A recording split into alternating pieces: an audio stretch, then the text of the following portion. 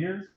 First as a cash grain trader at the Minneapolis Grain Exchange, next with the USDA Ag Market News Service to develop the organic grain price reporting service, and for the past 15 years as a researcher exploring the profitability of organic grain transition and certification for Midwest farmers. Today, Gigi will be presenting to us via Zoom from her office in St. Paul, and after Gigi finishes, Eric's gonna share with us the 2024 organic enterprise budgets after Gigi has presented her information.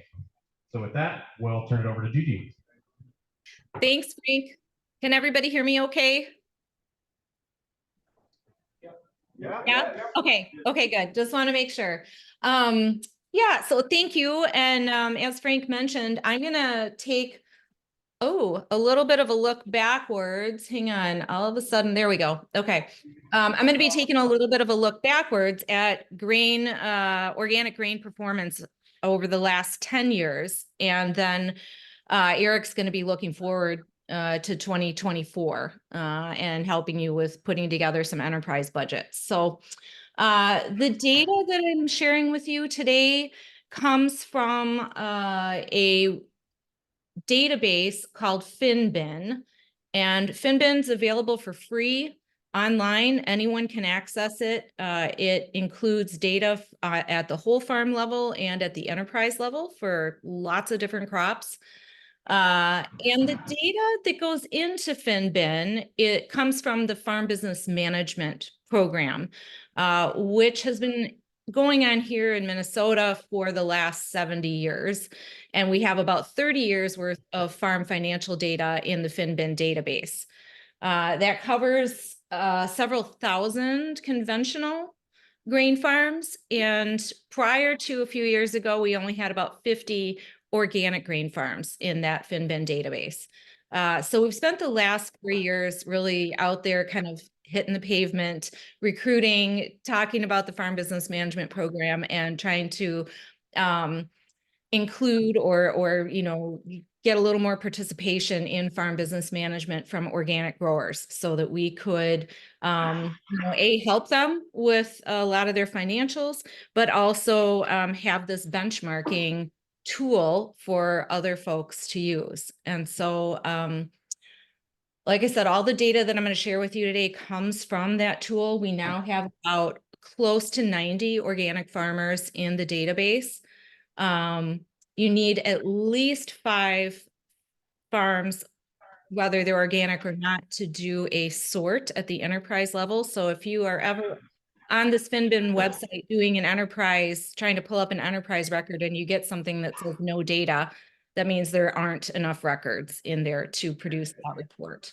Because obviously all the data that comes from individual farms is aggregated. So I have the website up there on the screen, the www.finbin.umn.edu. If you're interested in checking it out later, it's really a great tool. So always trying to get people to look at it. So, all right, so like I said, I'm going to be taking a look at or sharing data from the past 10 years for organic farms. And I've had people ask me before, why am I looking at the last 10 years? I'm really just interested in what happened last year or what's coming up. Well, the 10-year data, the historic data, can really help us moderate some of the effects of seasonal effects of weather. It can normalize those one-time events like COVID. So for example, if you had just looked at data from maybe 2020, 2021, you'd see that government payments were really high compared to what they've historically been. It might give you an unrealistic expectation going forward. So the 10-year data helps us normalize those events, and it allows for benchmarking and forecasting over time. It will make those forecasts more reliable by looking at 10-year averages. So that's what we're going to do. The organic farms that are in our database from Minnesota and Wisconsin, like I said, we've got about 88 farms. 68% of those are what we would consider total organic. So all of their land is certified organic. Another 22% are what we would call partial organic. So they're running split operations where they're farming both conventionally and organically, or they might also be transitioning. And right now, the data in our database is we only have a few growers that are considered transitioning. And so I've pulled all of that data, that transitioning data out of the numbers that you're going to see today. So really, it does just reflect organic, truly certified organic crops coming from these total organic or partial organic farms. What type of farms do we have in our database that are organic? Most of them are crop farms, 100% crop or 100% dairy, growing some forage. We have also a category that's called other. That would be a mix of like small livestock and poultry, also some specialty crop, fruit and vegetable growers in there. But most of them are the grain and oilseed producers and dairy producers. And we're going to look exclusively at the grain and oilseeds today. Minnesota and Wisconsin organic farms over the last 10 years have averaged, I would say, about 100 to 500 acres in size. That's probably a lot smaller than what you're used to seeing for conventional farms that are profitable. But the organic farms are doing quite well at the smaller scale. They're able to pay their bills and bring in family income with that at that smaller size. In this next slide on the left side, I have average net farm income and median net farm income. The red is the average and the yellow is the median. That gives you an idea of where income's been for the last 10 years. You can see that the total organic farms are definitely out producing or outdoing the partial organic and certainly the transitioning farms here. We all know if you've been through that transition process, that's a tough road to hoe. It's hard on cash flow. You've got, higher input costs and conventional prices that you're fighting at the same time. And in some cases, a little bit of a yield hit, maybe by the second or third year. So I'm not surprised by this lower income for the transitioning farms. Most of the acreage that organic producers are farming is rented. About 2/3 of the total organic growers are renting acreage, or about 2/3 of their acreage is rented, and about 3/4 of the partial organic acreage is rented. That does surprise me a little bit, mainly because of the investment costs that go into transitioning.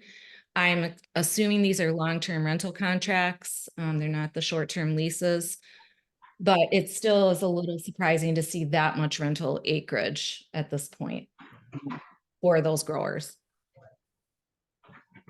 Okay, next, I am showing you here several results from several enterprise budgets. I'm not showing you everything. Eric's going to go into a little more detail on what's behind some of these numbers.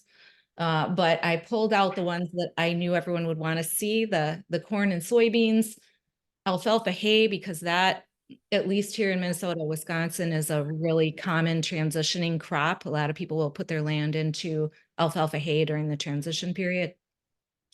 And then Eric had asked me to pull numbers for winter wheat and sunflowers, because I know those are a little more, those are grown more in Ohio, certainly, than they are here in Minnesota, as is reflected by that second row, where I show you number of farms. You can see that most of our data is coming from corn and soybean enterprises, where we have 255 corn and 184 soybean, and then the 236 alfalfa.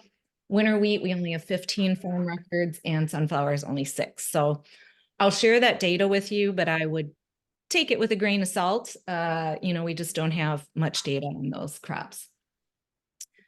So let's go down the corn column here. You can see that over the last 10 years, the average number of acres for our Minnesota, Wisconsin farms is about 95 acres of corn. They've received about $9.29 per bushel over that 10 years on average. Of course, there's some variation in there, and we'll look at a chart that shows some of that in a bit here. Their average yield is 126 bushels per acre, and their gross return then is about $1,250 per acre. Once we subtract direct expenses, which includes your land rent, overhead expenses, and labor and management, and add in government payments, I didn't have a room for that line. Once we make all of those adjustments, the net return for corn is about $470 per acre over the last 10 years. So that's the average. For soybeans, we're looking at an average price of $25.70 per bushel, with an average yield close to 33 bushels per acre. And our net return is $317 per acre. So looking pretty good compared to probably the conventional returns, if you're familiar with those. Alfalfa hay, we've got $184, or $184 per acre. Winter wheat for us is a net loser. However, it is, I'm sure, a small grain crop that many of you are using in your organic rotations. We would be looking at in Minnesota, Wisconsin, probably oats, some spring wheat, rye. Those would be some of our rotation crops, which also are not necessarily money producers, but they are, required as part of a rotation. Sunflowers are, $18, $19 per acre for net return. So that's what we're looking at. And you can see why everybody, of course, wants to plant corn and soybeans back to back if they could.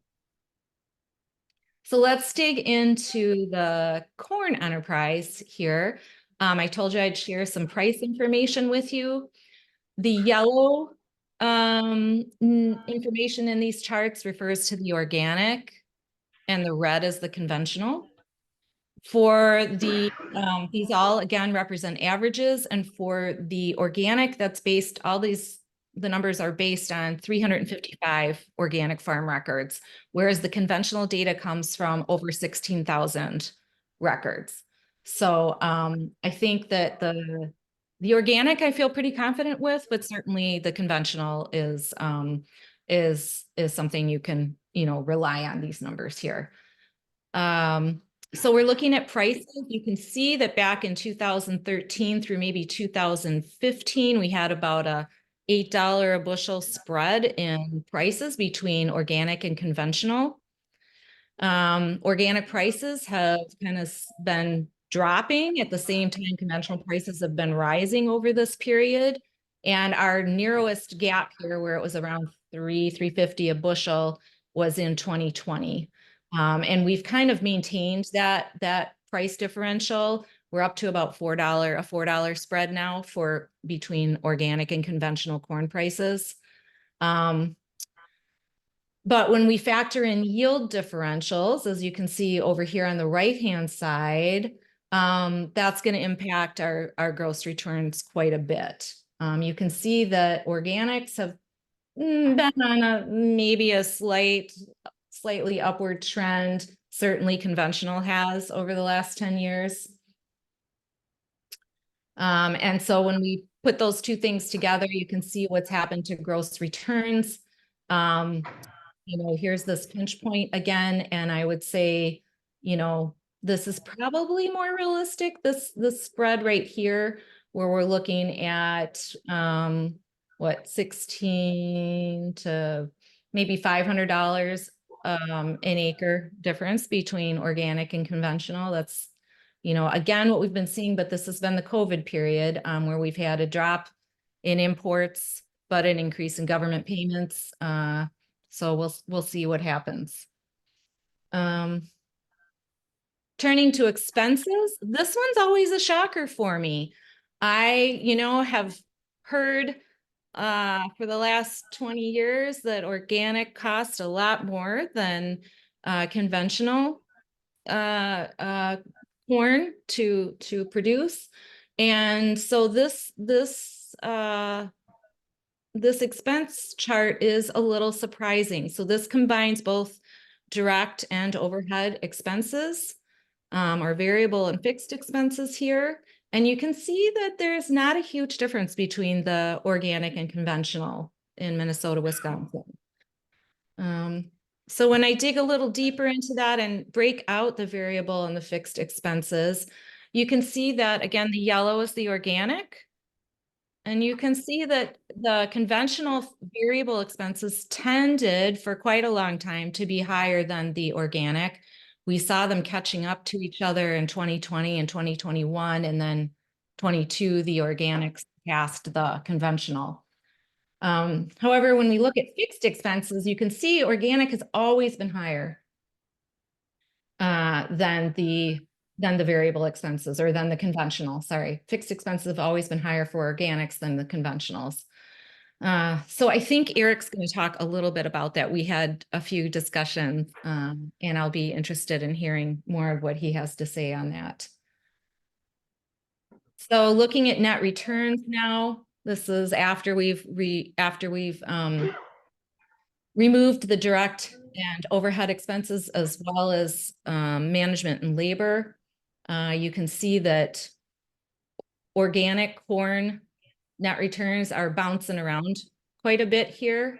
For conventional, it was negative returns for quite a while until 2018, and then it just kind of launched on this little upward trajectory here, and is starting to catch up to, at least here, the gap narrowed between conventional and organic. But regardless, organic has always been a positive, has produced positive net returns. It's just, I think, a lot more variable here than the conventional.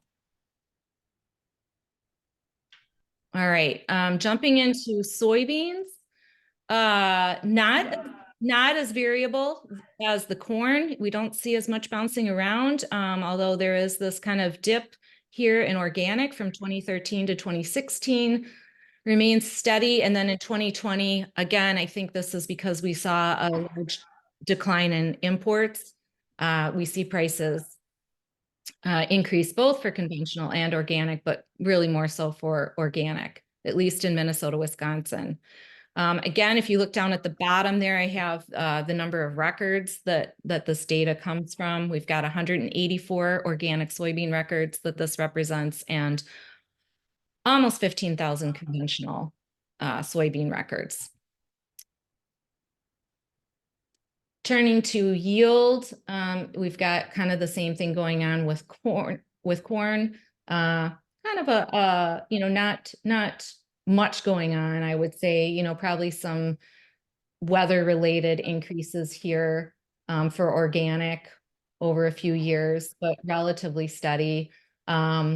Whereas it looks like conventional has been going up over the years, sort of in fits and starts, but it has been overall an upward trend. Gross returns, similar to corn in that the organic is, considerably higher than the conventional. And it would look as if maybe there's some similarities here, some correlation. However, I want you to hold on to that thought, and we're going to look a little more at expenses and net returns. I would argue that they're both for corn, soybeans, and most other crops, there is not much of a direct correlation between conventional and organic prices. They are independent markets. And I think that's borne out by some of these next slides here. For expenses on soybeans, remember the corn side, they were conventional and organic prices were pretty similar. There was just sort of that flip-flop between direct and overhead expenses. However, with organic soybeans, expenses have always been higher for organic.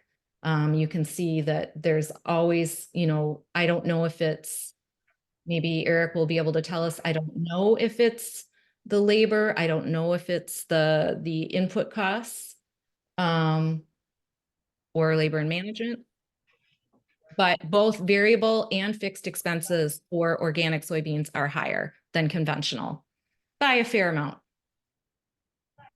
And you can see that again, the yellow is the organic, red's the conventional. So when we put those together and look at net returns, you can see that, you know, organic was always outperforming the conventional until 2018. I don't know if any of you remember that year. Probably you do. If you were growing either conventional or organic, we saw a lot of people getting out of organics at that time. Folks that were even transitioning stopped their transition because they thought this is where things were headed for the future. And conventional, and they were getting, you know, the same price or, you know, able to do just as well with conventional soybeans for what they thought would maybe be less work. So 2018 was an interesting year. And but you can see that things really took back off for organic here after 2018, and that spread between organic and conventional net returns really grew. So people always ask me, you know, do you think the organic premiums are here to stay? And yes, you know, it's obviously a supply demand issue. There has been you know, some decrease in those spreads, but I think it's still going to be a long time before we see that disappear altogether. So that's what I have to share with you today, but there's a lot more information, a lot more enterprise reports that are available. We've done like a comprehensive electronic publication that's available online at this CFFM website there. So you can access the report where we've compiled all the organic data, or you can go to Finbin and produce your own sorts. And you can always contact me. My email address is there if you have any questions or would like me to send you the reports. Happy to do that as well. So Eric, should I just escape out of this? Are you gonna, or maybe I'll leave it, and if there are questions, I can go back to slides if we need to. Let's do questions with her now, if you will. Are there questions associated with the 10-year look back in the upper Midwest for Gigi? We may have to restate them to her or type them. Gigi, can you hear me talking? Yes, I can. Please be loud, I guess. Questions?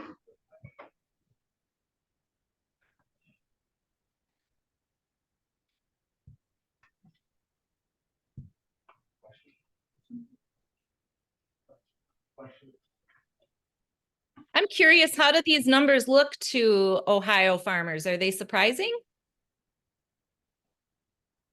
That's a good question. Someone here be ready to answer that. So Gigi we're not able to get a microphone, or not a microphone, but video to her. So Gigi, you're looking at, you're staring at about, I'm guessing, 80 or 90 farmers in the room. So yay!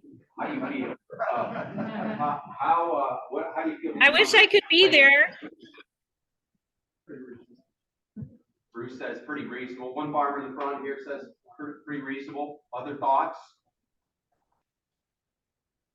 I presented some of this to Iowa last year, and folks were feeling like our yields were really low for organic, and they were feeling pretty good about where they were at compared to Minnesota, Wisconsin. Review for me your 10-year trend on corn and feed grade soybeans yield. Yield. Okay, let me go back to that.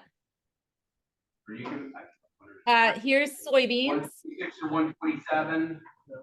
And what was the do you want let's see here. So yeah, so for soybeans, it's close to 32 and a half bushels per acre, and for corn 126.5 bushels per acre. And Gigi's slides will be posted with mine at the end of the conference in PDF, and this session is being recorded. So you'll have access to this to see these slides on your own computer PDF fashion. So to compare some of our slide deck, but 127 on corn and 32-ish on soybeans. I'll show you the data, the folks in the room. Gigi, hopefully you can, you have my slide deck. You've seen it. Yeah. So I'll stop sharing maybe now, but what I wanted to just reiterate for folks is that if you go to that FinBin, and I don't work for them, by the way, I know I'm sort of sounding like an infomercial, but if you go to that FinBin website, you can pull out, you can customize the sorts. So you can say, you just want to look at returns for owned land or rented land. You want to look at returns for a certain farm size, for just 1 year or a couple years. So you can customize those sorts, and it's really kind of a neat site. What Gigi's saying is the FinBin sort system at the Center for Farm Financial Management in Minnesota. You have some ways to drill down on that. And Yes. they do a phenomenal job in Wisconsin, Minnesota, because they have so many technicians in the private sector, subcontractors that are doing the farm business analysis or FinPack. They, in some cases, do the taxes for them or prepare taxes for them. We don't have that system. We don't have that number of subcontractors. But I wanted to hear the data I wanted you to hear data from Gigi and the project she had in the Upper Midwest. So Gigi, thank you for being here. Hopefully you can stay on, and if there's combined questions, I'll try and repeat them after my session, okay? Absolutely, I'll be here. Just wish I could be there in person, maybe next year. Yes. Go ahead, Mr. Robinall. Eric, why would fixed costs per acre be higher on an organic farm? So the question was, why would fixed costs be more expensive on an organic farm than on a conventional farm? And I think we could probably have a deep discussion about this, but in my budgets, we use a 5% of gross revenue goes as a management fee. So first of all, labor and management should be higher, okay, in an organic farm. Now, I think it depends on what geography and perhaps the organic farmer density. This is my perspective. The organic farmer density in a particular area. Translation, how much premium do I have to pay for rent? And that's really interesting because Eric, I've asked that question, is certified organic land going for a premium? And I'm hearing no all the time. Is that different in Ohio? I think my answer is the typical extension answer that it depends. That's my answer. It depends. And again, I think we could debate a long time about that, about it. Is there a premium? Isn't there a premium? And at the end of the day, the market, it sorts out the marketplace. And that's where I go back to organic farmer density in a particular geography. So I think it's mostly equipment. Some also in equipment. I didn't even address the equipment budget. However, as a transitioning organic farmer, I can tell you I can buy a pile of cultivators for the price I would pay for a hay sprayer. Okay, so the cost of even a used sprayer is wildly different than a 12-row cultivator. I can buy a fleet of cultivators. So 7 miles, I can buy 7 for the cost of a sprayer. So yes, Mr. One individual in the room said the best farmers that he works with also have a sprayer. So I think that's, not for the right purpose, right? So good. Hey, I'm going to jump forward, and these are all good questions. Any other wrap-up questions for her? Yes, sorry, there's Just on that land rent, I think it's going forward and writing contracts with landowners.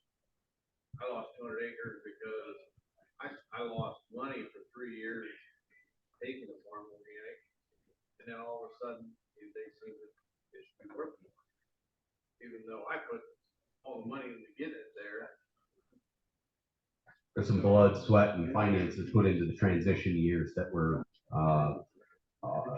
the landowner thought there should be immediate capitalization on in year 3 or transition 3 year, whatever, when you go organic. So I think those individual brought that up, Gigi, and just different prices related to land. But when you look at that budget, and I think, can we pass those out, Cassie? I'm going to pass out my budgets, and of course, this format follows our AgEcon extension budgets format. Barry Ward is a mentor to me, and just past 7, just put a stack in the center of the table and they can pass it around. They're stapled already. You're going to receive 5 budgets, okay? And this is going to be an attempt, okay? Get your tomatoes ready, okay? This is going to be an attempt at a look forward in 24. This is not market forecasting by any means. Those of you sitting in the back who are grain buyers, okay? This is not an attempt at forecasting. This is one lay economist's way of coming up with a budget, okay? And I'm not sure there's a lot of land-grant universities doing this or anybody willing to stick their head out. Let's look forward to the 2024 budgets. My overall objective today is to review 5 budgets with you. You're getting a hard copy of them. After I receive the tomatoes, i.e. the feedback, after I get the feedback from you, we'll do a little bit of massaging and revisions. Okay, we hope to get them posted in Excel format on the Farm Office website, farmoffice.osu.edu. You'll see the organic budgets posted probably by Martin Luther King Day. It won't be immediate, but I do need to revise them. This is my objective for the day. So in drafting that organic enterprise budgets, when I took this position as a field specialist, one of the things that I really wanted to work on was these value-added enterprises. In 22, we wrote the first organic corn budget since Ohio State had written one in 2009. Last year, we added a soybean budget, and this year I added the sweet to 5, okay, wheat, sunflowers, and oats, and you have them in your hands. And I'll kind of walk through that. So how do you arrive at a pricing yield? We're going to talk about that. I'll show you how I got to pricing yield, and those are probably the 2 firmest pieces, and they're all based on averages, which frankly are wrong for every single one of you, okay? But they're an average, okay?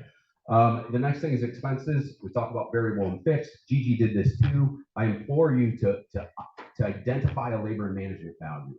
When I talk to young farmers, one of the biggest things is, I don't have to pay myself. I just gotta make money. No, you gotta make money after you pay yourself. Okay, so there's a labor and management thing that we got to talk about. This is a long discussion getting to the expenses because every single line you and I can banter, Bruce, about what's the right number. Okay, do you know them for the farm? At the end of the day, what's most important number on your budget is your numbers. And so the OSU enterprise budgets are dynamic. The 4th column, the right column, if you'll pick up that set of papers, that right column that has blue cells in it, that is the your column button. That is the your column. That is the your farm column. Oh, long day. Your farm column. Do you know them? You can modify them when you download this. So how does Eric arrive at a price? Gigi showed you what she had.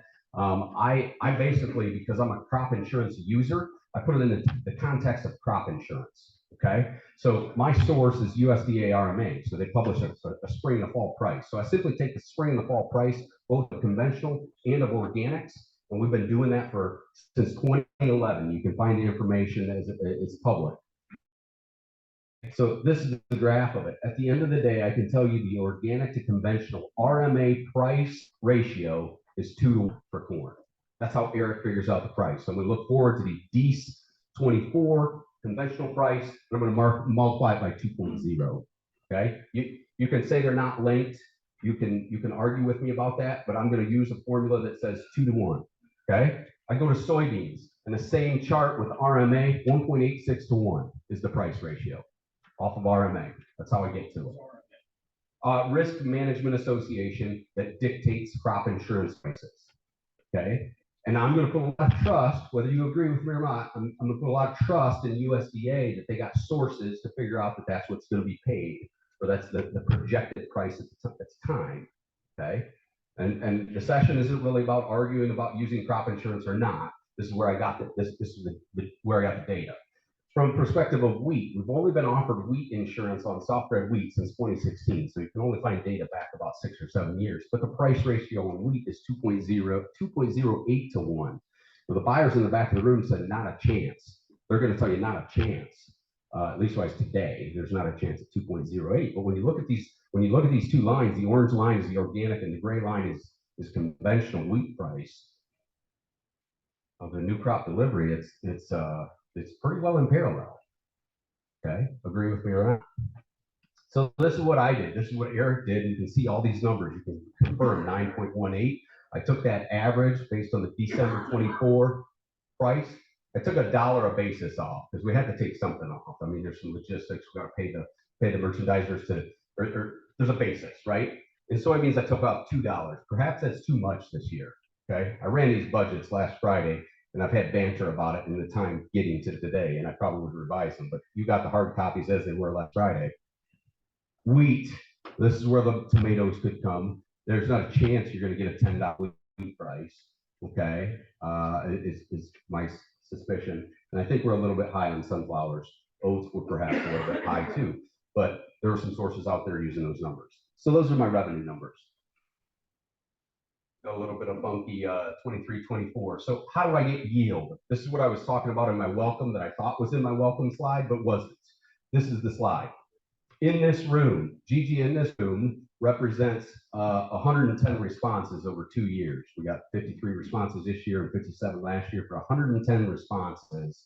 And the average yield both years was 137. It was a 136.6 last year, and it was 137.3 this year for a grand total average of 137.0 of the farmers sitting in this room tell me that their multi-year average, also known as an APH, actual production history, it told me it's 137. Now, maybe they didn't understand the question when we were surveyed, but that's the data that came in. And I feel like there's a little bit of confirmation because in 2 years of doing this conference's registration, I came back with a 137 on the corn. I came back with a, on soybeans, we had 86 responses. So Gigi, this is where we're higher, a 44 bushel on feed soybeans, 40 bushel on food soybeans, 60 bushels per acre on soft winter wheat. And this year our sunflower price, our sunflower yield went up a little bit to 1869. Now these numbers in yellow can be found on every one of your budgets as what Eric's calling the Ohio Trendline Average. It's really the Ohio State Organic Grain Conference Trendline Average, okay? What I don't have access to in the RMA databases, I can't go out and grab your yields. You have to report them to me, okay? Some economist, I'm sure, has that. So the other question I ask is, how much do you budget? And last year we had a lot of what I'll call bad answers. And to me, a bad answer was 0. Last year on this number, we had a lot of zeros. I don't like zeros very well because I don't think you can run a business. You don't go to McDonald's and not get paid. You don't run a business and not get paid. And so this year, this number came up quite a bit. So in the 24 budgets for Eric, that went up quite a bit to 156 with a range of some farmers, can you believe it, are paying themselves $400 an acre in labor and management. Okay. Actually, I think that's probably fair labor standards. That's probably where it should be. Okay. If you're down here, you haven't spent enough time thinking about it, in my opinion. Okay. And your number one end source asked this question, poultry litter. So that helps guide my enterprise budgets. Whether you agree with it or not, I have to have some guiding principles. So I also showed you these custom rates. You can scan this QR code and help me get more, but I've already shown this to everybody. So here we go, the 24 budget. Pull it out. You can't see these numbers on here, so I'm going to zoom in. Eric's always on all 3 budgets. Primarily, I'm going to focus on corn and a little bit on soybeans. But I'm going to focus on the trend line, the middle column, because the left column or the first column is 20% lower yield, like a 109, okay, on corn. The 137 is this conference's trend line average. 20% of that is 20% higher than that is a 164. And then you can always plug in your own numbers when I put these online. So I just put an example in there of what, a 150, something like that. So I'm zooming in. If you'll zoom in with me, one of the changes on this year's budget is I know that not all of you are using Chilean nitrate. I'm not saying you should or you shouldn't, or that's your choice. But in talking with farmers over the last year, I feel like there's farmers are putting on some sort of more nutrient budget than just poultry litter. Okay, I think that's a fair statement. So whether you say this $120 is Chilean nitrate or some other product to provide soil fertility or help with nutrient cycling, I put a 120 in there. I have to have something to trace back to. I know I can get Chilean nitrate for 80 cents per pound of product. Okay. So that's how I came up with it. Not a lot of change, not a lot of difference in the seed price this year. Poultry litter price actually went down from a year ago. From the responses I got, it went down from 75 to 65. I think that follows if you're buying from a retailer that uses Green Book values. The Green Book values of poultry litter went down because most of the other nutrient values went down in the last year. So just bring that up. When I go to the bottom of this page, total variable cost is $6.88 or $6.99 or $5.03 per bushel. Plus, when you go through these fixed costs, you can see where I take 5% of gross revenue as the farm or as that acre does better, there's a higher management return. So that's where the 5% works well. We can argue about does it take 5 hours per acre of corn or 5 hours per acre of soybeans, et cetera. But that's, if you look at some of the FinBin data, the numbers or the hours used per acre is much higher for an organic acre of corn than a conventional acre of corn. So we get down to the bottom, total cost per acre about $1,200 or an $8.70 break even, but we're still making some money. I'm going to click to soybeans and then I'll take questions. I'm sorry, I'm going to compare last year versus this year. The Gigi's data stopped at 2022. It was a very robust data set from 2013 to 2022. What's different about her data set and my data set is we went through after 22, post-COVID and through 23 and 24, or through 23 anyways, we went through some variable costs that went up quite a bit. We have seen quite a bit of land rent increase in Ohio. And so I make a comparison. You don't have this chart in front of you, but on the Excel document that's online, you can make some of these comparisons. 2023, I have this a box? I think I made a box. Return above variable cost in 2023 corn was $945. Return above variable cost means I still have to pay for my labor and management, I still have to pay for my equipment budget, and I still have to pay for my land rent, okay? I choose not to use return above total cost because that's less fun to talk about anyways, but important to talk about. And also from a fixed cost perspective, I don't know what Jeff's equipment budget is or depreciation is versus Bruce's versus somebody else's. I don't know what land rent is. I don't know what he wants to be paid from a labor and management perspective. So when I zero into the return above total costs, it's probably the fairest across the room for you to compare. So that's why I use return above cost. When you look at 23, 945 versus when you look at projection using a 918 price, 570 bucks. That's the corn. I merely throw this in here because I know some of the growers who helped me do a corn variety trial are in this room, and I can share this with you if you want a copy of this. In Northwest Ohio, about a 2-county area, we did variety trials, and you can see some of the great harvests in Viking and Blue River and Prairie Hybrids, welder seed. You can see some of the varieties we used in the top 3 finishes. So I was working with some young growers in our region to actually say, hey, let's pick some hybrids that are going to really work on the yield end of it. And when I show you my soybean slide, you'll see yield matters, right? Yield matters. And a lot of it's based on those hybrids. And so you got to study those hybrids. And so you can just kind of see some of those hybrids that did really well if you want to see it. Those of you who are seed salesmen, I'm willing to share that too. So questions on corn?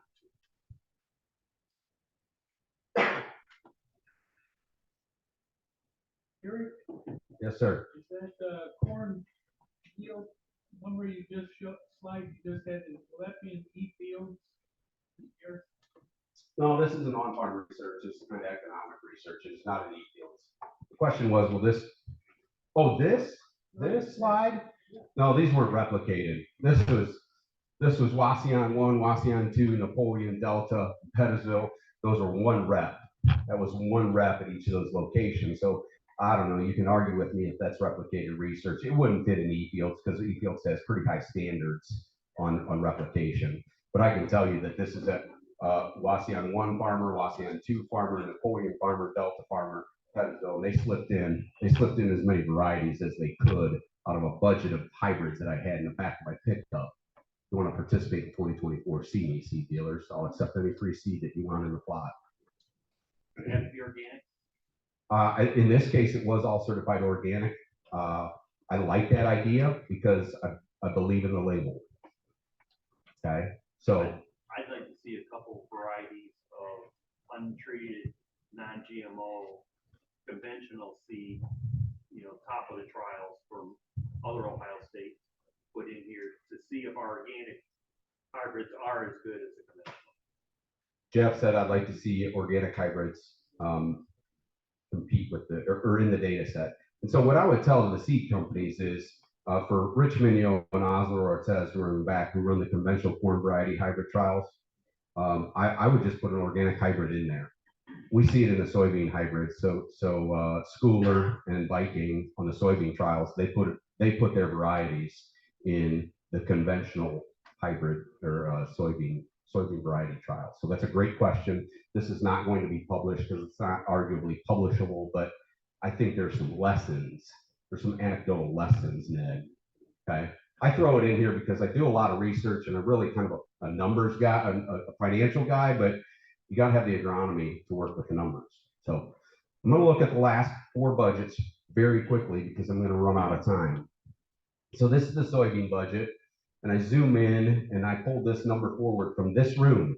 Out of 86 responses over 2 years of this conference, you're telling me your average 5-year trend yield is a 43.8 in this state. 20% less is 35 bushels, 20% higher. The wrong button. Which one is it? Oh, there we go. So right here, 56.2. And then this is your budget on the right-hand side. So I'm going to zoom in. I'm not sure I have a great answer for why soybean costs, organic soybean costs are higher. You will see that Eric's budgets put in $100, just a blanket fee of $100 for weed control. And then the footnote, I discussed that a little bit, whether that's labor, whether that's custom hiring somebody else with maybe, I think I have a zapper embedded in here.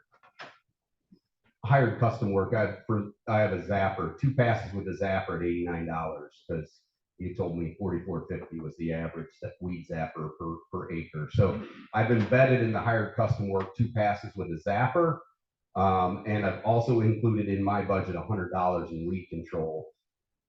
I'm going to call it discretionary weed control because that's where it goes south, right, in soybeans. So if you got them out there trying to figure out how to control your weeds, now we can argue about that $100 or what it is or what it stands for, but at the end of the day, it's weed control. So I get down here, $560 in variable costs, or a total of $1,034. I'm really showing above total cost that soybeans, you got to beat the budget to make money with soybeans this year. Now, bear in mind, I'm using this price, and the buyers can tell you if that number is if 2164 is going to hold. I mean, that's a big question, right? Will you get $21.64 soybeans? I'm not sure. That's certainly lower than we saw in 22, right?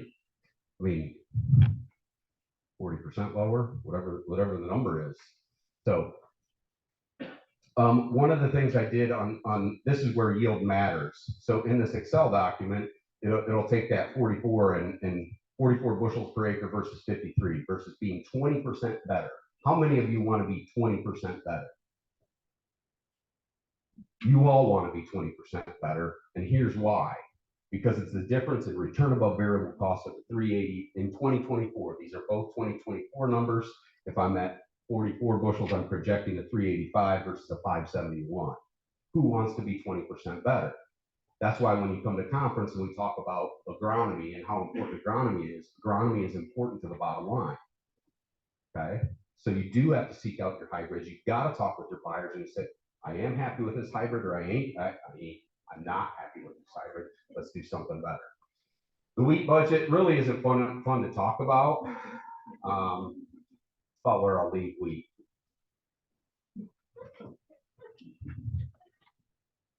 You have it in front of you. I'm budget, and I'll show you when I put it all up here. How much time do I have, Kayla? 1027 is the number I use, and I'm not sure if any of the buyers in the back will even talk to you at that number. Okay, I probably should have used a $4 basis based on how I calculate. Okay. Sunflower budget, I have it zoomed way out, so flip to the 4th sheet, look down there. I'm going to give you a 5 count to look at it. Sunflower enterprise budget in the 4th hole in that packet. And I'm doing this in the interest of time, but also because I got a slide earlier. Oh, it's the sunflower, the 3rd one. Thank you, Chris. maybe those got flip flops. Gotta read the top. Sunflower's in the third, wheat was in the fourth bowl, and then I had oats. Here in Silva, one of the buyers she works with, they asked me to write an organic oat budget. She gave me information from the O-Grain conference out in Wisconsin. We wrote a budget, and right now, I gotta be careful of buyers in the room, but I'm not sure. You gotta have a really good reason to go grow oats. I mean, it's all good and well to talk about how good they are in a rotation and this and that and the other, but if you're selling them for $6 or sub $6, she gave me information from Wisconsin. If she was here, I'd say, come on, Aaron, we can do better than that in Ohio, Michigan, Indiana. Okay, 60 is a pretty low number on the yield on that. But here we go. This is estimated returns by organic crop average yields. Here's a revenue line across the top. This is Eric's just quick summary. And again, I told you, I put the returns above total cost because on an individual farm, returns above total cost matter. But when we're sitting in a multi-state conference room, okay, I have to really look at returns above variable costs. Okay, and when I look at returns above variable costs, I'm at least positive across the board except to the oats. Okay. Gigi does farm business analysis. I'll back this up so we want that. Gigi does farm business analysis, kind of runs this team with FinPac. Clint Schrader in Ohio is one of my colleagues. He does that as well. And we've tried. A year ago at this conference, I pleaded with some of you. 10. I wanted a case study group to go through FinPac. 10 organic grain growers. A conversation with 2. And none executed. Okay, so they have a different system. Kudos to Wisconsin and Minnesota. They got the farmers on board doing farm financial analysis. It's not that we don't want to do it. Gotta have farmer participation to do it. That's where the budgets are. Ned, is this a Michigan State joke? The Michigan joke. You got a Michigan joke? This is our website. Okay, Ned Berkey, question.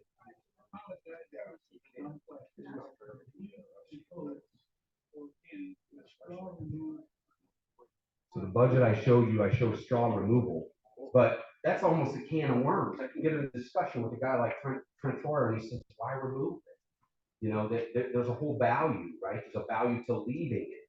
And so I have it both ways. If you look at the wheat budget, and I think the fourfold there, it has it both with straw removed and grain only.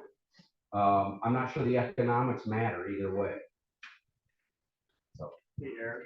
Yes, sir. You talk about wanting to even it 20% higher. I think you need to add the corn budget with the wheat budget, put your clover and your wheat to get your corn into the 20% higher, and then put the two budgets together to see where you're at. So Jeff brings up a really good question. He says, I basically need you to go to your accountant, and I need you to do income averaging, right?